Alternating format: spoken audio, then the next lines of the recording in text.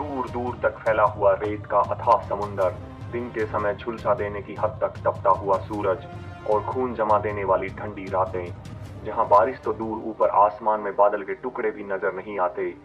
सोने जैसी खूबसूरती और पल पल के खतरों को अपने अंदर समेटे हुए ये है सहारा का महान मरुस्थल। संसार के दूसरे सबसे बड़े महाद्वीप अफ्रीका के ज्यादातर उत्तरी भाग में फैला हुआ सहारा मरुस्थल अगर एक देश होता तो यूएसए के आकार के लगभग बराबर होता। दुनिया का सबसे बड़ा गर्म मरुस्थल माने जाने वाला सहारा रेगिस्तान के कई इलाकों में कई कई सालों तक बारिश की एक बूंद तक नहीं गिरती। यहाँ की गर्म और सूखी कठोर परिस्थितियां इसे जीवन के लिए एक बेहद चुनौतीपूर्ण जगह बनाती हैं। सहारा में बारिश की कमी के दो मुख्य कारण हैं। पहली है डेजर्ट के ऊपर एक कांस्टेंट हाई प्रेशर एरिया बना रहता है। इस वजह से ठंडी हवा ऊपर से नीचे की तरफ गिरती है। नीचे गिरती हुई हवा का तापमान बढ़ता है और वो तुलनात्मक रूप से सूखी होती जाती है और इसी वजह से यहाँ पर बादल नहीं बन पाते हैं।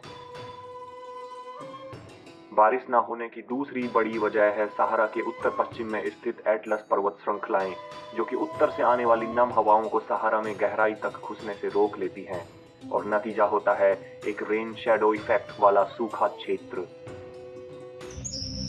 धरती के अपने अक्ष पर झुकाव में होने वाले बदलाव के कारण सहारा का भूभाग हर 41,000 सालों में हरियाली से भरपूर घास के मैदान और जंगलों तथा एकदम सूखे बंजर और मरुस्थल में बदलता रहता है। यहाँ पर गर्मियों में दिन के समय तापमान कई दिनों तक 45 से लेकर 50 डिग्री सेल्सियस के आसपास बना रह सकता है, जो कि हर तरह की पानी की मौजूदगी को खत्म कर सकता है। जीवन के हिसाब से इतनी कठोर परिस्थितियों के बावजूद यहाँ पर जीवन अपने विभिन्न रूपों में फलता फूलता है। सहारा के रेगिस्तान में लगभग 500 से लेकर 1000 तक विभिन्न प्रकार के पेड़ पौधे और कई सौ प्रकार के जानवरों की प्रजातियां पाई जाती हैं। लेकिन यहाँ पर जिंदा रहने का मतलब है हर वक्त हर पल मौत से लड़ते रहना और उसे मात देना। और इस लड़ाई में उनकी मदद करती है रेगिस्तान की परिस्थितियों के अनुरूप अपने आप को ढाल लेने का शानदार गुण।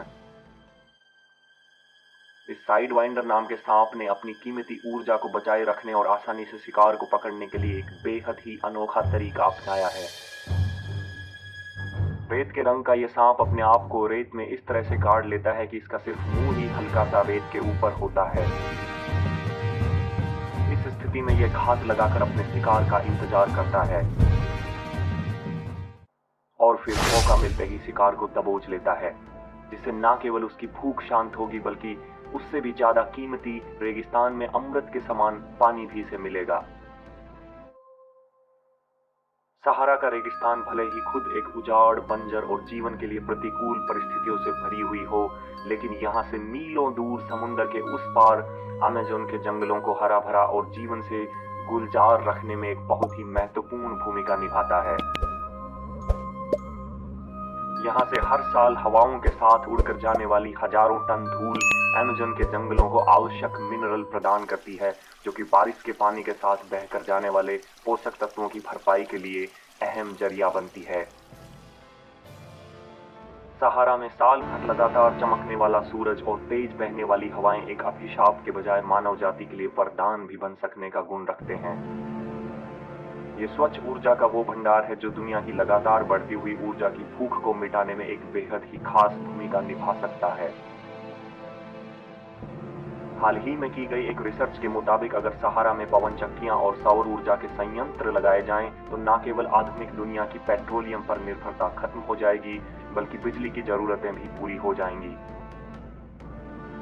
इसका एक फायदा ये भी होगा कि हवाओं और तापमान के बदलाव के कारण सहारा में होने वाली बारिश की मात्रा बढ़ जाएगी और ये एरिया एक मानव निर्मित हरी भरी दुनिया में तब्दील हो जाएगा।